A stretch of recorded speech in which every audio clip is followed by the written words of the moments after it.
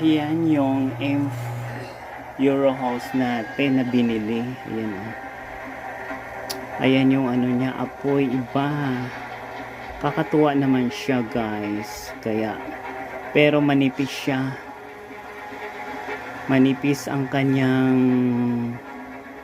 katawan. Ayan o, ang bilis mo ano o. Pero yan yung apoy niya.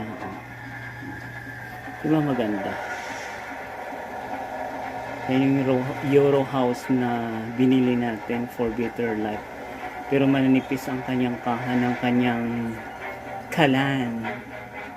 Hindi siya advisable na panayluto ng panayluto kasi mayuyupi yung ano. I don't think so kung ilang buwan lang ito itatagal sa amen.